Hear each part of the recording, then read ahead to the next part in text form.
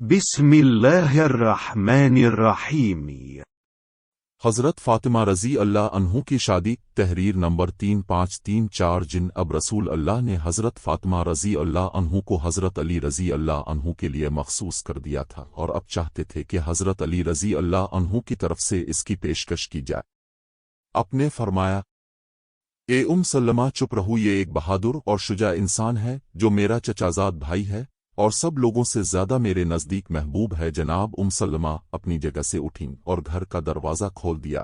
حضرت علی رضی اللہ عنہ گھر میں داخل ہوئے اور سلام کیا اور پیغمبر خدا کے سامنے بیٹھ گئے اور شرم کی وجہ سے سر نیچے کیے ہوئے تھے اور اپنے ارادے کو ظاہر نہ کر سکے اور تھوڑی دیر تک دونوں چپ رہے اور آخر الامر پیغمبر اسلام اس سکوت کو توڑا اور فرمایا، اے علی، گویا کسی کام کے لیے میرے پاس آئے ہو کہ جس کے اظہار کرنے سے شرم کر رہے ہو، بغیر ہچکچاہٹ کے اپنی حاجت کو بیان کرو اور مطمئن ہو جاؤ کہ تمہاری خواہش قبول کی جائے گی۔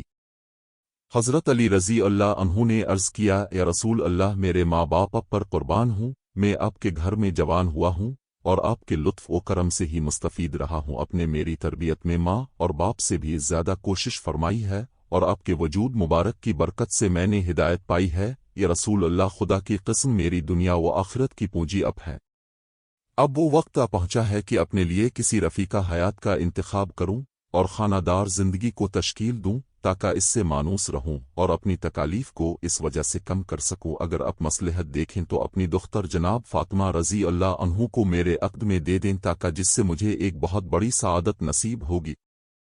پیغمبر اسلام اس قسم کی پیشکش کے منتظر تھے۔ اب کا چہرہ انور خوشی اور سرور سے جگمگا اٹھا اور فرمایا کہ صبر کرو، میں فاطمہ رضی اللہ عنہ سے اس کی اجازت لے لوں۔ پیغمبر اکرم جناب فاطمہ رضی اللہ عنہ کے پاس تشریف لے گئے اور فرمایا، تم علی رضی اللہ عنہ کو بہتر جانتی ہو، وہ خواستگار چھوٹیے کے لیے آئے، آیا تم اجازت دیتی ہو کہ میں تمہارا ان سے عقد کر دوں؟ جناب فاطمہ رضی اللہ عنہ شرم کی وجہ سے ساکت رہیں اور کچھ نہ بولیں۔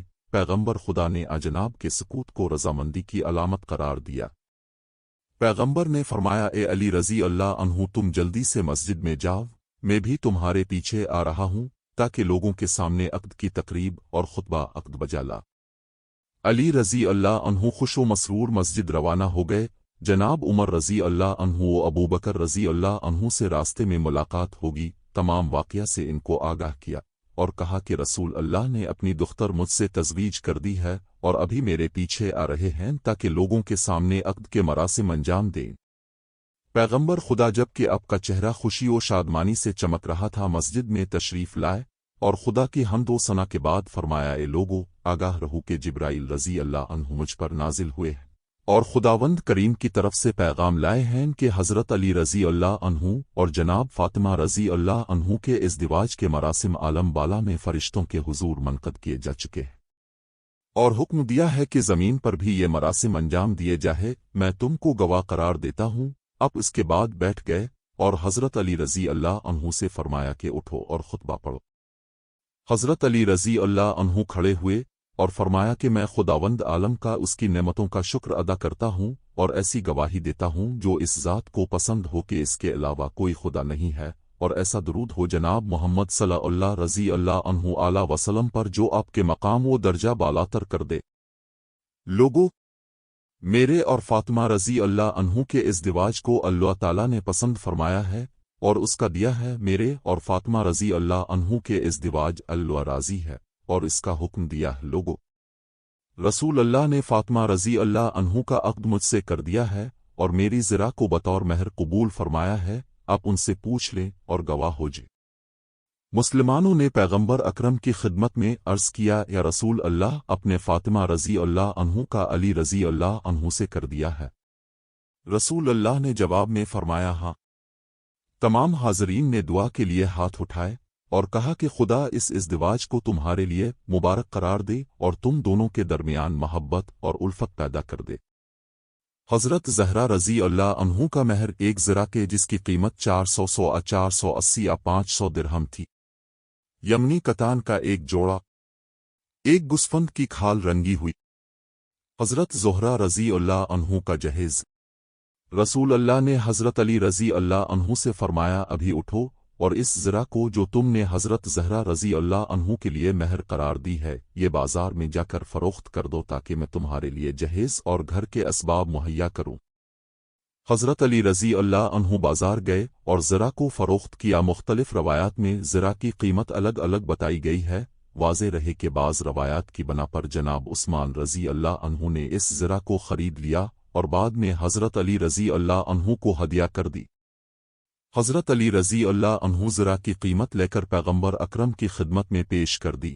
اپنے جناب ابو بکر رضی اللہ عنہ، سلمان فارسی رضی اللہ عنہ اور حضرت بلال عام رضی اللہ عنہ کو بلوایا اور کچھ درہم انہیں دے کر فرمایا کہ اس مقدار سے جناب فاطمہ رضی اللہ عنہ کے لوازمات اور اسباب زندگی خرید کر لاؤ، اور اس میں سے کچھ درہم حضرت اسما کو دیے اور فرمایا کہ اس سے عطر اور خوشبو مہیا کرو، اور جو درہم باقی بچے وہ جناب سلمہ کے پاس رکھ دیے گئے۔ جناب ابو بکر رضی اللہ عنہ نے کہا جب میں نے درہم کو گنا تو وہ 63 درہم تھے اور اس سے میں نے یہ اسباب اور لوازمات خریدے: ایک سفید قمیض، ایک بڑی چادر سر ڈھانپنے کے لیے یعنی برقع، ایک سیاہ خبری حلہ، ایک چارپائی جو کجور کے لیف سے بنی ہوئی، 2 عدد توشک، ایک میں گوسفند کی پشم بھری گئی اور دوسری میں کھجور کے پتے، 4 عدد تکیے جو گوسفند کے چمڑے سے بنے گئے تھے جن کو ازخر نامی خوشبودار گھاس سے بھرا گیا تھا، 1 عدد چٹائی ہجری نامی، 1 عدد ابا۔ جب جناب زہرا رضی اللہ عنہ کا جہیز جناب رسول خدا کے سامنے لے آئے تو آپ کی آنکھوں سے آنسو جاری ہو گئے اور سر کو آسمان کی طرف بلند کر کے فرمایا خدا اس شادی کو مبارک کرے جس کے اکثر برتن مٹی کے ہیں۔ حضرت علی رضی اللہ عنہ کے گھر کا اثاثہ: ایک لکڑی کے جس پر کپڑے اور پانی کی مشک ٹانگی جا سکے، گو سفند کی کھال، 1 عدد مشک، 1 عدد تکیا، 1 عدد آٹے کی چھلنی۔ صفحہ 49 سے 66 تک۔